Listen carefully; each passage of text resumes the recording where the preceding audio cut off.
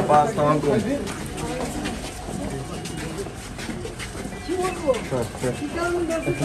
না না ভাই, এ ভাই এই সিদ্ধিরগঞ্জ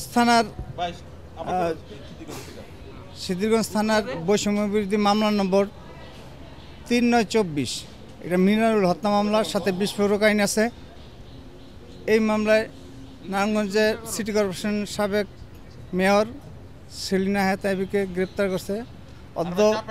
অদ্য কিছুক্ষণ আগে তাকে আদালতে তোলা হয়, আয়ুর আবেদনের প্রেক্ষিতে আদালতে তোলা হয় এবং বিজ্ঞ আদালত জনাব মাইনুদ্দিন কাদের স্যার, বিজ্ঞ সিনিয়র জুডিশিয়াল ম্যাজিস্ট্রেট, তাকে জেল হাজতে প্রেরণের নির্দেশ দেন। আসামিকে জেল হাজতে প্রেরণ করা হইতেছে।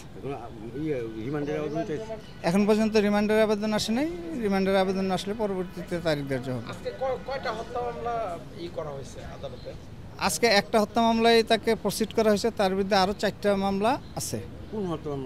এটা মিনারুল হত্যা মামলা, এটা ওই যে আদমদিনগরের রাস্তার মধ্যে এটা হত্যাটা হয়েছিল। এটা 20/7/2024 তারিখে।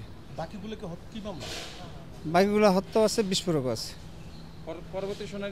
পরবর্তী শুনানি তারিখ 26/5/2025 তারিখ। ধন্যবাদ ভাই।